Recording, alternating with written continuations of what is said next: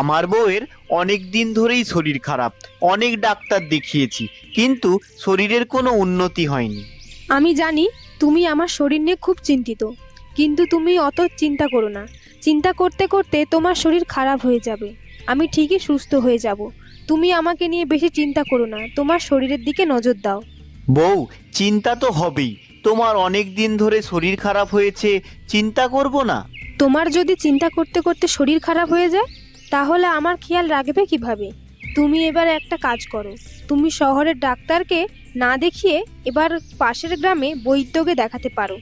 আমি ওনার নাম অনেকের মুখে শুনেছি, ওনার ওষুধ খুবই বিখ্যাত। আমার তো মনে হয় ওই বৈদ্যকে দেখালে আমি ঠিক সুস্থ হয়ে যাব।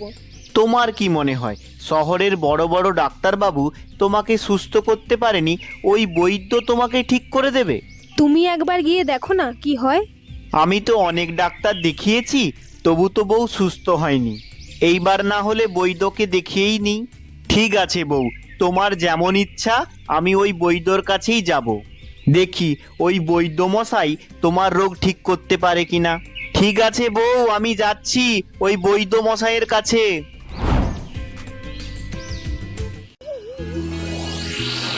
বৈদ্য মশাই, আমার বউয়ের শরীরটা খুব খারাপ, আপনি আমার বউয়ের জন্য কিছু ঔষধ দিয়ে দিন। তা কেন নয়, তুই তো তোর বউকে এখানে নিয়ে আসতে পারিস, আমি অবশ্যই ওষুধ দেব। ক্ষমা করবেন বৈদ্য মশাই, আমার বউয়ের খুব শরীর খারাপ, তাই বউ আসতে পারবে না। কিন্তু আমি রোগীকে না দেখে ওষুধ দিই না। তাহলে আপনি আমার সঙ্গেই চলুন। কিন্তু আমি তো কোথাও যাই না, তোকে তোর বউকে এখানে আনতে হবে। আপনি একটু বোঝার চেষ্টা করুন, আমার বউয়ের খুব শরীর খারাপ, তাই বউ এত পথ হেঁটে আসতে পারবে না। ঠিক আছে, তুই এখন যা, আমি ভেবে দেখব।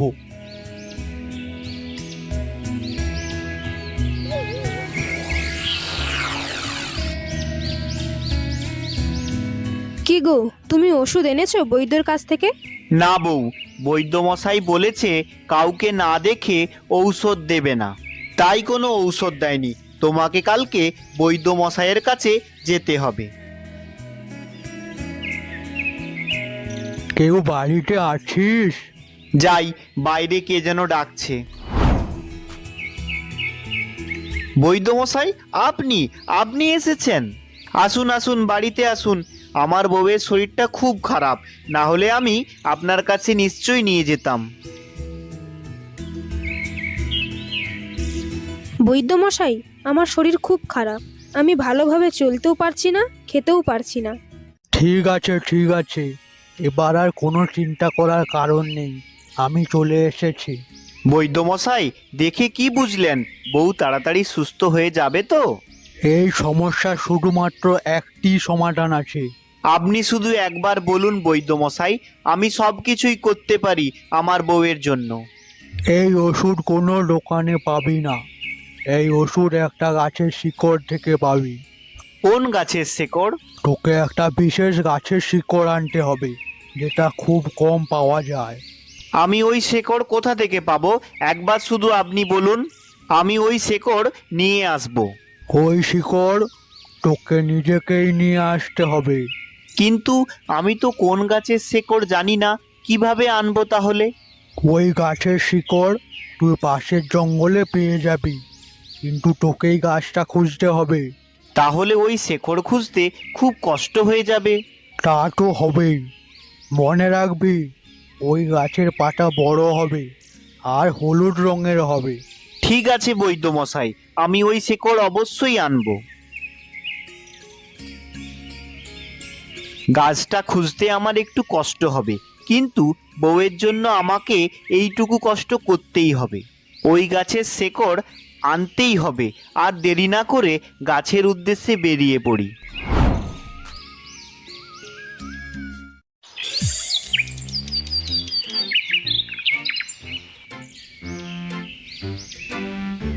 বনের অনেক ভেতরে চলে এলাম, তবু তো ওই গাছটা দেখতে পেলাম না তো।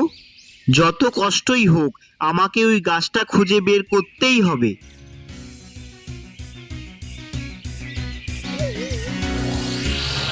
আমার মনে হয় ঠিক দিকেই আসছি।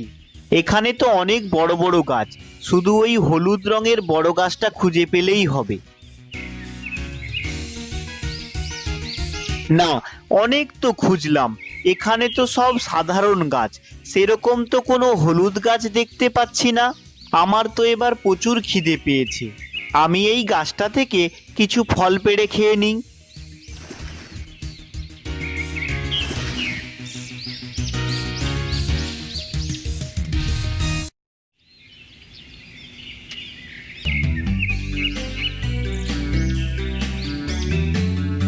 বাহ, ফলগুলো তো বেশ স্বাদ, খেয়ে তো খুব শান্তি পেলাম।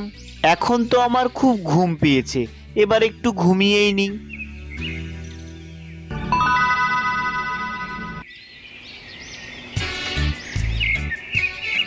এ কি, সকাল তো হয়ে গেল, এখনো আমি সেই গাছটা খুঁজে পেলাম না। আমি বউকেই বা কি বলবো, আর বৈদ্য মশাইকেই বা কি বলবো। এ আমার ভাগ্যে কি যে লেখা আছে, এত খোঁজার পরেও সেই গাছটা খুঁজে পেলাম না। আর তো কিছু করার নেই, এবার না হলে বাড়ির দিকেই ফিরে যাই।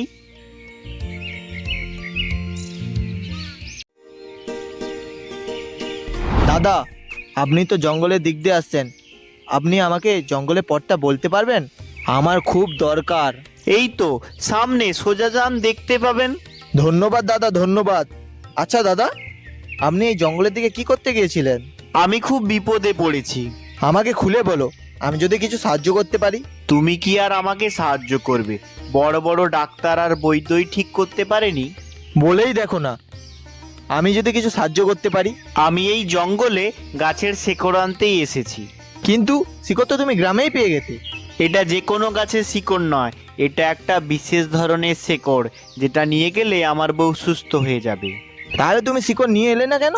কিন্তু আমি তো কোনো হলুদ গাছ দেখতে পাইনি। ও, কারণটি বুঝতে পেরেছি। কারণ ওই গাছটি শুধুমাত্র সকালের সময় হলুদ থাকে, নাহলে সবসময় সবুজ থাকে। মনে হয় তুমি ঠিক বলেছ। আমি কাল রাতে ঘুমিয়েছি, আজ দেরি করে উঠেছি, তাই হয়তো দেখতে পাইনি। কোনো ব্যাপার নয়, তুমি কাল আবার আসবে। কাল সকালে গাছটি হলুদ হয়ে যাবে, তুমি তখন এসে নিয়ে যাবে। তোমায় অসংখ্য ধন্যবাদ। আমি তো কোনো উপায় না পেয়ে বাড়ির দিকেই ফিরে যাচ্ছিলাম। তুমি আমার অনেক বড় সাহায্য করেছো, আমি যে তোমার কিভাবে ঋণ শোধ করব। আচ্ছা, আপনি এইসব জানলেন কিভাবে? আমার বাড়ি তো এইখানে। আমার মা সব গাছের গুণ আমাকে বলেছিল, তাই আমি সব জানি। আমার মা এই জঙ্গলে অনেক কিছু গাছের ব্যাপারে জানে। তোমার মাকে অনেক ধন্যবাদ। তোমাকে না এখানে দেখতে পেলে আমার বউকে আর সুস্থ করতে পারতাম না। না না, আমাকে আর ধন্যবাদ দিও না। ধন্যবাদ দিয়ে আমাকে ছোট করো না। মানুষ তো মানুষের সাহায্য করবে, তুমিও তো আমাকে সাহায্য করেছো। তুমি না থাকলে আমি জঙ্গলের পথ জানতাম কি করে? ঠিক আছে বন্ধু, আমি তাহলে আসছি।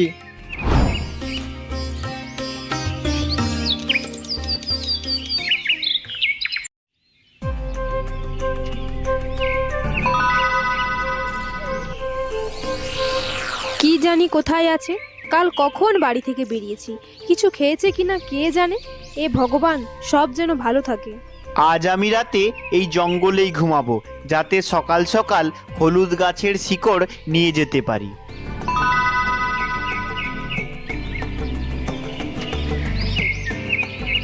এবার তো সকাল হয়ে গেছে, এবার গাছটা খুঁজে নিতে হবে।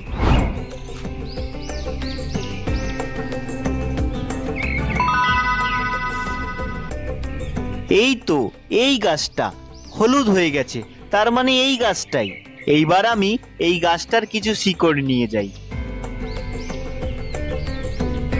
এইবার আমার বউ সুস্থ হয়ে যাবে। যাক, এইটা নিয়ে আমি বৈদ্যমশাইয়ের কাছেই যাই।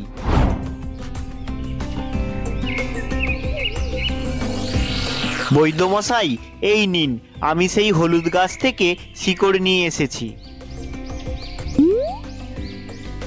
বাহ, সে তো খুব ভালো কথা।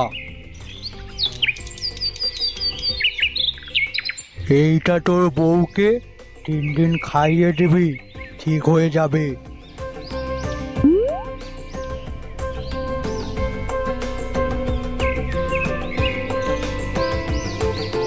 এসে গেছো তুমি? তুমি কোথায় ছিলে? তোমার জন্য আমার কত চিন্তা হচ্ছিল জানো? আমি তোমার জন্য একটা বিশেষ গাছের শেকড় আনতেই গিয়েছিলাম। এই নাও।